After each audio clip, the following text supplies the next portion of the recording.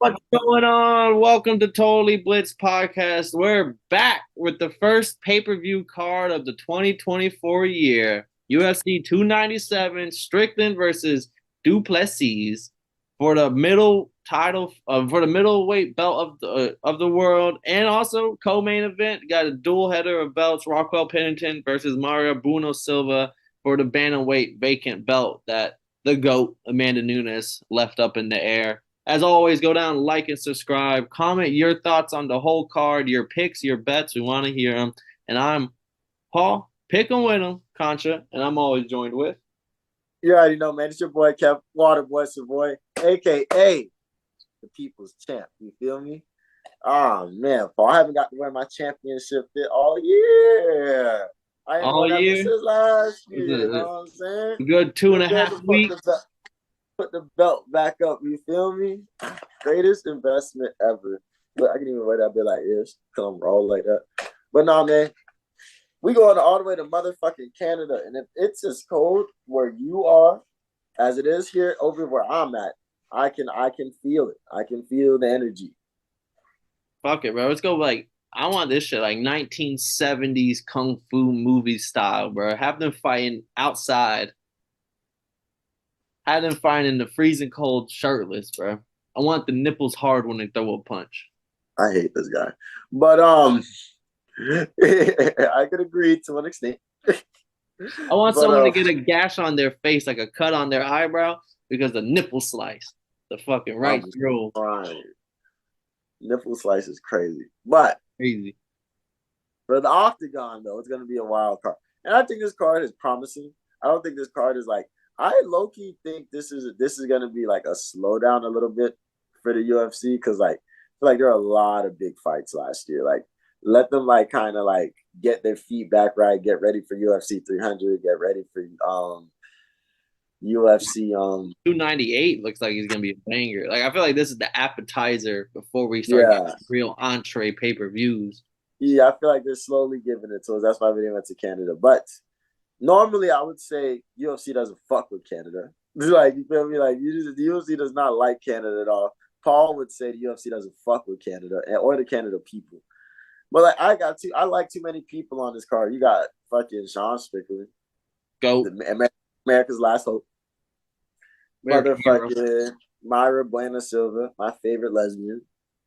Motherfucking not a bad choice. Arnold Allen, Chris Curtis, Mike Malott, the fucking Canadian motherfucking the next Canadian megastar. Motherfucking Neil Magny, Haitian sensation. Like Katana, who him versus Gibson was making the tough fights great again. Yeah, like I literally picked Brad Katana to win tough because I already knew he was issue like that. You know, he's won it before. Like, it's like there are a lot of hitters on this card on the low. Yeah, and then fucking Charles Air Jourdain. Then they had to fill it in with some of the other Canadian because there's not many Canadians on the UFC roster, but like everyone. Yeah, Johan Lananese, he's not a bad prospect. Jasmine Dricus, how the fuck you say her last name, but like she's been in the UFC forever. Malcolm Gordon versus Jimmy Flick to open it, and then like Gillian Robertson, the redhead, who my favorite thing from last year was when she submitted Old Girl and then went back to the hotel room and sparked up a joint. And I was like, oh, that's me. Like that's me as a there. She's me for real. Yeah, that's me. You know, it's like when they did that little Leonardo DiCaprio, you start clicking like, that's me right there. That's me. Like, and she's taking on Polyana Viana, which a lot of people don't remember. She's the one that has the pain tattoos right here on her chest. She was the pain eyes right here on her chest, and a lot of UFC MMA Twitter was lusting for Old Girl. She caught an L in her last fight, but like she was on the rise prior to that. Yeah, man. So I don't think it's a crazy card, but there are some people I fuck with, so I'm gonna enjoy it. I'm gonna watch the whole thing, possibly live stream, possibly not. Yeah, I mean, shit. Good little card. Like I said, I think this is the appetizer. It's crazy to say, like we're calling it a light version of the pay-per-views, like something light, real quick, but it's a double championship. There's 2 belts on the line come Saturday night. Like it's kind of crazy. maybe we're just spoiled as UFC fan. I think we can be. Maybe a little tired. You know what I'm saying? Be like that sometimes. Blame Dana. That's not our fault. Yeah, blame Hunter too. But yeah, like shit, we could go down real quick. I mean, don't have to break down the fight, but like Gillian Robertson, Polyana Viana. I just wanted to point that out because Gillian Robertson is 12-8 fighter. Great submission artist, but once again, she's 12-8. She's almost like the Paul Craig of MMA. Like you know what she's gonna do. She's coming off the loss to Tabitha Ritchie, another pretty good fighter in the UFC strawweight division. But Polyana coming off her first loss in the UFC, and now she's a plus 250 underdog against Gillian Robertson. That's just something I wanted to point out before we start making picks. Is like, hey, like, why not throw a little something on a plus 250 underdog? Like, she isn't a bad fighter. She literally just happened to walk into she's 2-3, 3-2 in her last five, and the two losses is Tabitha Ritchie, like I said, pretty good fighter, also beat Robertson, and then Yasmin Lucindo, who is a dog from what it seems like. She has pretty like steamrolled everybody she's fought. So yeah, just sprinkle a little bit of something on old girl. Yeah, I could definitely see that. I mean, I don't think she's a slouch at all. What's her fighting style per se? She's Brazilian, so she's BJJ, but she's long. She's like one of them long, awkward. Like she's not fast, so she kind of could tag you from the outside. But then if it hits the mat, she got the BJJ for days. But she's okay. Like she has a 4-inch reach advantage on Gillian. She has a reach advantage on almost everybody. So honestly, I can see her winning this fight just off of tagging you from the distance. And if it hits the mat, neither one of them I think are gonna really do much. So like she could just edge herself. I would honestly say, don't just take the 250 money line. Sprinkle her to win by decision. Whatever the odds those are sitting at, which would be a lot better. Throw a little bit on both. I mean, you got. I'm not saying throw the whole house on it, but I'm just saying, like, hey, keep an eye. This would probably be one of my dogs of the card. Would be Pollyanna. Mm-hmm. But then let's just get into. I mean, your boy. There's a dual header. Charles Jourdain on the prelim gets his shit popping. Hopefully, he gets the win. He's a pretty good big favorite. And then Brad Katana, pretty big favorite coming off the tough champion winner, and he's going up against Garrett Armfield, 9-3, coming his UFC debut. He lost to David Onama, and then he's got a KO win in the first round over Kazama, and now he's here. So like I think it's gonna be a fun fight. I think Katana's still playing with like a not house money, but like he's just trying to still kind of like prove himself. So like he's gonna throw everything he got at him type shit. Like he still wants to put himself on the scene. So I think this would be a fun little fight on the prelim card. No, I could agree with that. I think Brad Katana did a great job with Tough. That last fight, what did you say? You said that last fight was it made the tough fights great again. Yeah, that night Yeah, tough fights. Both of them made tough fights night great again. nah, and then another thing is that this is his second time doing this, so he's not trying to give it up. I think he's gonna come in really with no jitters, no nerves, and he's gonna come in ready to fuck some shit up. So I couldn't. Everything in my body screaming Brad Katana. And then let's get into the actual meat and potatoes. We talked about before the card started. This fight probably should be a lot higher on this card. Arnold Allen, first fight since he took the L to Max Holloway, and Masar Evloev, first fight since the very close fight he had with fill-in fighter Diego Lopez, who is now everybody's favorite Brazilian fighter in the UFC, maybe second to Oliveira. But how do you see this fight going? Because they do got Evloev as a pretty big favorite, minus 190, and Arnold Allen plus 160. Are you off the Arnold Allen train after the Max Holloway effort? I mean, it seems like the books are off of him. They almost have him as a 2-1 underdog, and what I think is a pretty 50-50 fight. Nah, I mean, the Evloev is definitely low key a hitter. Probably, a lot of people are sleeping on him. I may say so. Maybe that's why they was like, "Oh, we're gonna make you sprinkle some money on him." But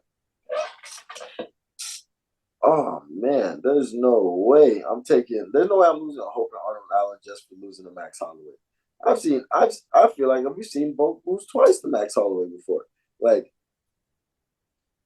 this shit is real life, so I don't know. I'm not um I'm not sleeping on Arnold Allen. I think Arnold Allen's still a hitter. He's still ready to go fuck some shit up. And you just sprinkled money on what's it called in the beginning? So yeah, we're gonna sprinkle a little bit of money on that boy, Arnold Allen. Even though I'm not a betting man.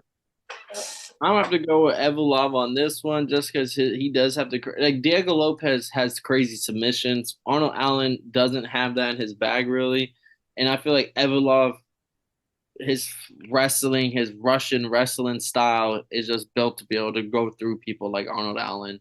Where if you don't have crazy submission game, he has nothing to really worry about. All he has to do is maul, maul, maul, and that's exactly Yeah. what I think he's gonna do here. So like at minus 190, I feel like he's at a discount. It is kind of crazy because it is on paper like the number 5 versus number 6 type shit, but like minus 190 plus 160. Give me the minus 190 Evolov. This easily could have been co-main event. I'm not gonna lie to you. Yeah, but it's not for a belt. Mm. We do got arguably the best Canadian fighter right now in the UFC, Mike Mallet, minus 370, Kev, taking on Neil Magny plus 280. Neil Magny coming in as a big underdog, Kev. Are you rocking with the Hasten sensation? Do you think he teaches this Canadian prospect like there's levels to the UFC? Because this is definitely his first ranked opponent. But we did just see Neil Magny lose to Ian Gary pretty bad. He got submitted by Gilbert Burns in the first round. He rocked Minoff, kind of walked him down for 2 rounds before getting submitted.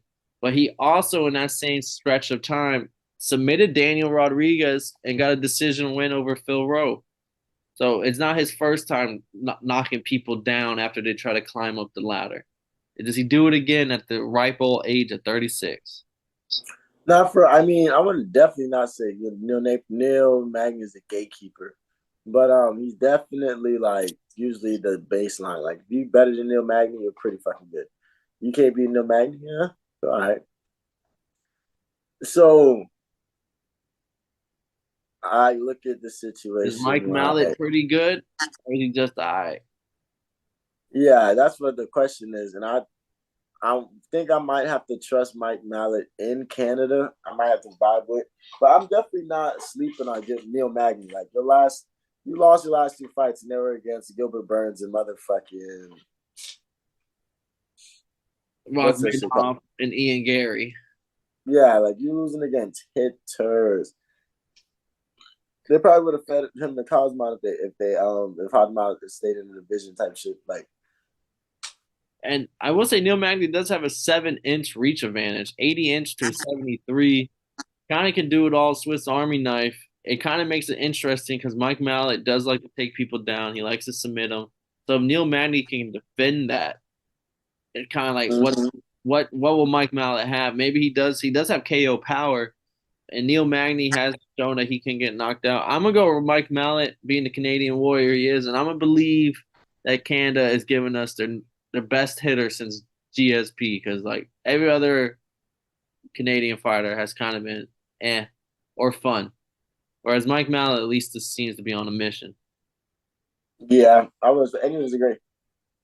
Mike Mallet looks like he's very promising. Can really do some. Has a chance to do some crazy shit.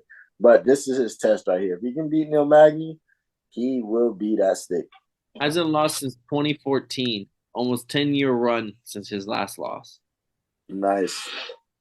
Co-main event, the vacant bantamweight titles on the line after Amanda Nunes retired. We got Raquel Pennington taking on Mario Bueno Silva, the number 2 versus number 3 in the division.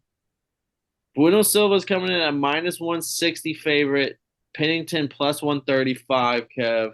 Both coming off a decent little win streak. Pennington won her last 5. Names like Macy Chaseon, Aspen Ladd, Ketlin Vieira, Mario Bueno Silva. She's 3-1 in her last 4. Her one is a no contest against Holly Holm, but has wins over Landsberg, Egger, and Yan Wanlan. How do you see this fight going, Kev? I know Silva's your girl. She is the favorite here. Are you riding the train, or do you think Pennington, being the vet she is, has got something? Man, I think Rockwell Pennington is coming in with a mindset to win. She's been hot right now, but I don't know what she would have in her bag to really deal with Myra Bueno Silva, who's a good all around fighter. So I'm expecting a Myra Bueno Silva submission, maybe second round. But that's just me. I don't really see what Pennington has in her bag, but I also don't watch a lot of Pennington fights. I'm actually gonna go with the dog here with Pennington. I got American juices are running through her veins with Sean Strickland on the main event. All American fighters get +5 attributes. I don't know, man. That's what they start with Kobe Covington, and then Donald Trump left on his ass. They did. He did definitely leave his ass in the dust. But I just think she's kind of red hot. I think this fight's gonna be super close. Honestly, like I don't even want to really make a pick. I'm gonna take Pennington as a dog. I think it's gonna be a super close fight where we might go to the decision here.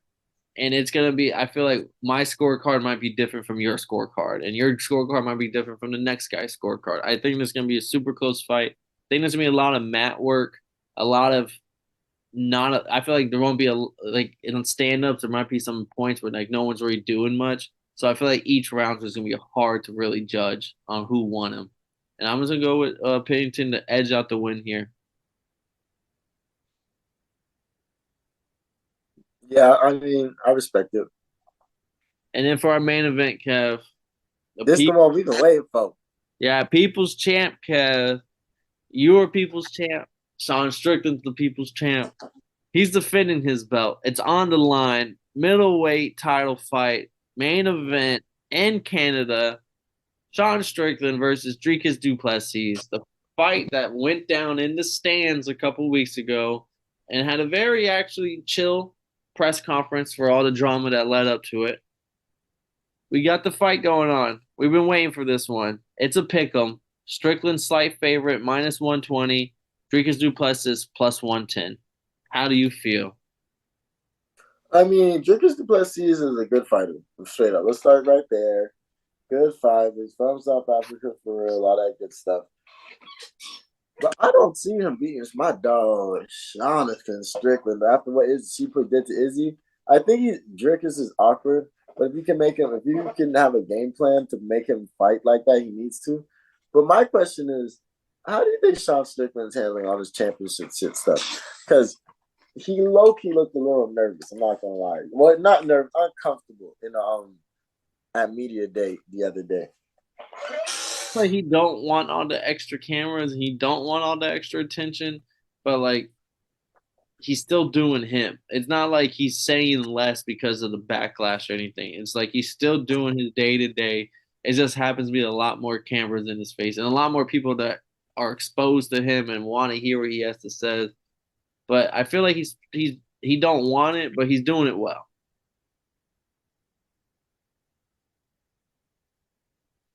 Yeah. You think Dricus' awkward fighting style can make a difference here? I don't know if it's the awkward. I can't count Dricus out after the Yeah, Robert. you can't, because especially with the power he has.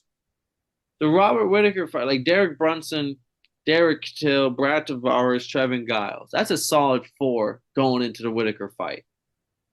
And in the Whitaker fight, like I completely wrote him off and he masterclassed Whitaker.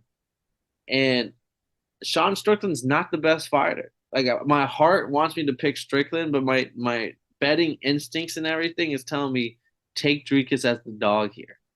There is nothing to tell. Like I feel like Dricus, like yeah, Izzy's better than Robert Whitaker, so you could be like, oh, Strickland beat Izzy. Izzy beat Whitaker. Whitaker, like that win not that big. That shit don't matter to me. Like Yeah. Dricus has just kind of plowed through everything we've seen in front of him, and I love Strickland. And normally, old Paul would have picked Strickland here. Old Paul would have bet on Strickland here, and that was me betting with my heart. And I'm not betting with my heart. I'm picking with who the person I think honestly would win this fight, and I think he's gonna be Dricus here. I think Dricus also has a little bit more BJJ, at least submission win, like his Derek Till win. Like He showed he had mat work. Robert Whitaker was not working with him on the mat. I think Dricus is gonna be even. It's gonna be like a he could get the finish or it could be a decision. I think he's just a better fighter here, and Strickland's not gonna be able to hit. Strickland also got a weird fighting style. It's just kind of like volume and like extra cardio, extra pace. But Dricus has shown even when he looks tired, he's not. It just don't make sense. So I gotta go with Dricus. Really? I hope you're picking Sean Strickland. Do it for the. You know I got shot. Uh, You know I got my dog shot. I didn't expect Dricus out of you. I'm not gonna lie to I you. did. Dang, imagine Dricus the South African heavyweight UFC champion, and then that had a headline UFC 300 low key Dricus versus Izzy. Yeah, and then Izzy doesn't have to fight Strickland again. I mean, he might do it if he gets the belt again, but like he won't have to type shit. Like go Mm-hmm. right back into the shit. We see Mm-hmm. boxing all the time. People not ready for a certain fighter, but then let someone else win a belt. They're all of a sudden oh, I'm ready to fight right now. You want to fight? Yep. So yeah, Yep. I think I'm telling you, setting up the storyline to be perfect. We're setting them if Dricus wins, it's setting up for an insane 2024. Yeah. It's gonna be a lot of bitching and moaning, but it'll be insane. Well, I'm hoping, bro. Like I said, my heart is true to the American people at home. Hey man, I remember getting on this podcast with you and saying like, "Yo, there's no way Dricus is beating Whitaker." And then we was like, "All right, we're not gonna say no way." And I was like, "Yo, there's a world where Sean Strickland is a UFC champion after this fucking card." And guess what? We were in that fucking world. Yeah, So I'm watching this shit and I'm like, "Yeah, anything can motherfucking happen." But I'm gonna take Sean. it's gonna be an insane day in Canada. They Nah, do for real. after talking it. This card, I can't wait for it. It's gonna be a good one. It's gonna be probably the best appetizer that anyone's ever had. Better than some entrees. Okay. But as always, we appreciate everyone that sticked around, watched to the end. Go down, like and subscribe. Comment your picks, your bets, and let us know specifically Sean Strickland, Dricus Du Plessis. Who's walking out with the belt who's waking up Sunday morning with the champion of the world? Mm-hmm. I'm Paul Pickle. I'm joined with Kevin, Street Fight Enthusiast Savoy. If y'all didn't know, now y'all know, motherfuckers.